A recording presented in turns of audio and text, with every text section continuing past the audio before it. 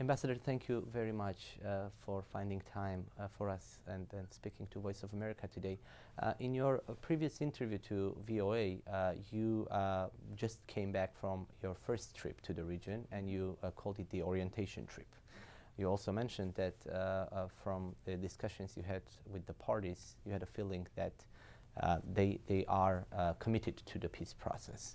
Now, you're coming back from the ministerial meeting just about 10 days ago, or a week ago.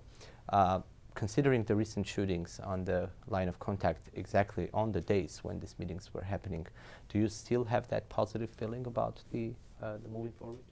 Well, first, let me thank you very much for the interview. It's always a pleasure to talk to Voice of America, and I'm available for you anytime. I want the process, whether it's through the Minsk group co-chairs or bilateral, to be as transparent as possible, because the people of Armenia, this is their country, and they should hear. Yes, I did just come back from Paris. The foreign ministers of Armenia and Azerbaijan were there, and we had a good opportunity, in fact at some length, to talk with both of the foreign ministers about the way forward and about some of the key issues. And that's always useful to do. My answer to your question directly is yes, I do believe that all the parties are committed to finding a peaceful, negotiated settlement. And that should be encouraging. The problem is right now on the ground that actions do not match words. It's unfortunate that we are now seeing an escalation of violence. Following the meeting of the presidents of Armenia and Azerbaijan in Vienna on November 19th, we saw the level of violence in particular along the line of contact decrease. In fact, the number of incidents decreased significantly and for some time, and that was an encouraging step that provides an atmosphere where we can make progress on negotiations. But in recent days, in the past week or so, we've seen a renewed escalation along the line of contact and between Azerbaijan and Armenia along the border.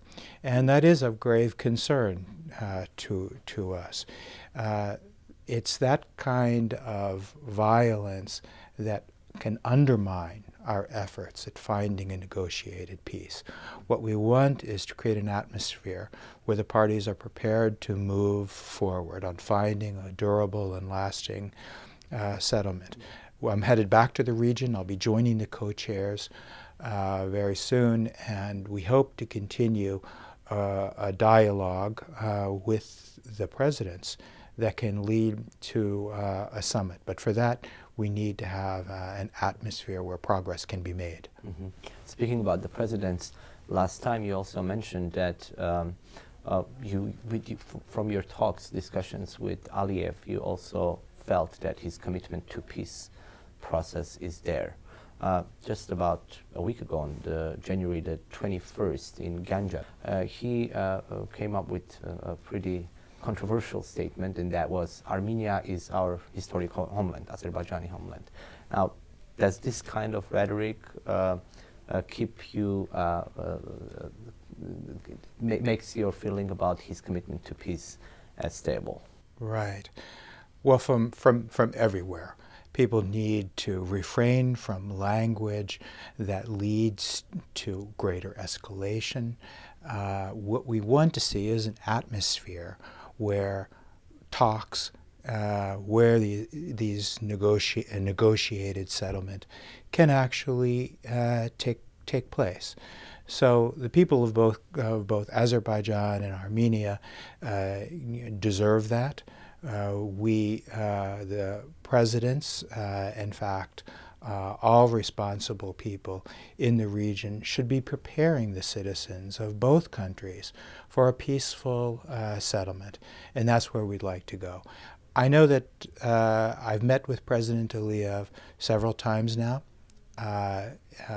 In our meetings, we've talked about the way towards a negotiated settlement.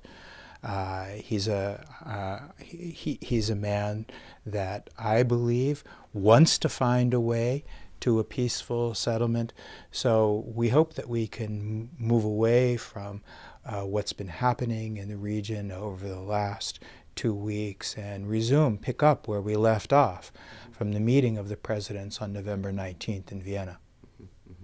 Well, you've also mentioned, and we all know that the co-chair countries' presidents, Barack Obama, in this before this, of course, the French and the Russian presidents, who have been changing the last 2 or 3 years, have been making statements during the G8 summits. Though that was the context within which it became a tradition kind of to address the Nagorno-Karabakh issue.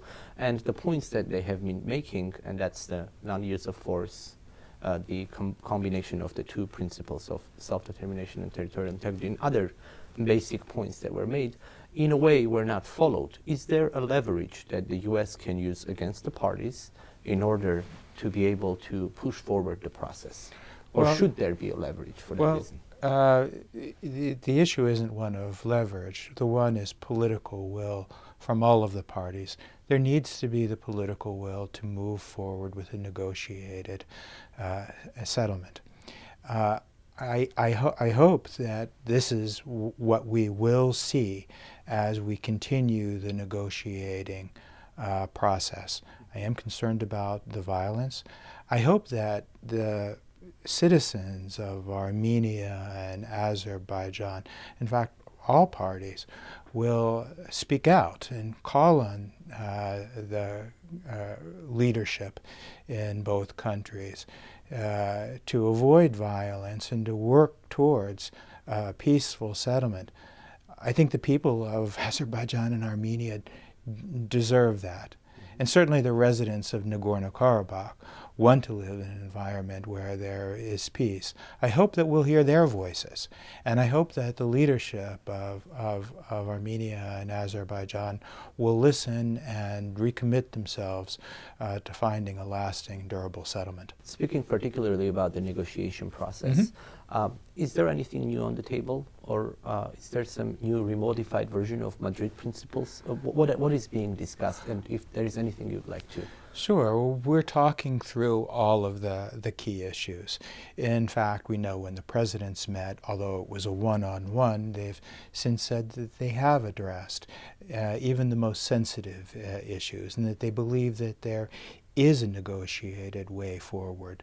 We as negotiators, as mediators, are working with all the parties. We want to not to deal with only one small subset of issues. We realize that this needs to be done in a fulsome way where all of the issues are put out and discussed. What we really need is to get into real peace negotiations. And we'd like to find a way for that. We are undertaking discussions with the presidents, with the foreign ministers. We hope that there will be a summit in the near future. But to bring about peace, we need real peace negotiations, and we hope that parties can find a way to that. Well, many in the region speculate that these negotiations have been stalled or are in limbo for such a long time that they became negotiations just for the sake of the negotiations. Do you feel a commitment from the parties that they really want to get to the peace talks? Right. I feel that there is the commitment that they want to find a way forward, but they want it, the parties want it on their own terms. And as with any negotiation, we need to be able to talk through a way forward that works in the best interests of all of the parties. And that's what we're trying to do. It's not up to the mediators to find a way forward. It's up to the responsible leadership in both countries to find this path towards peace. You mentioned the residents of Nagorno-Karabakh. Yes. At what stage of negotiations do you believe Karabakh can be, or the officials of Karabakh can get involved into the negotiation process? All parties deserve a voice at the table. I've traveled several times to meet with individuals in Nagorno-Karabakh. I've heard their views, I want to continue to return there, but their voice deserves to be heard, and ultimately, of course, it will be up to the parties to decide among themselves how that voice will be heard, but all parties should be heard. Mm-hmm.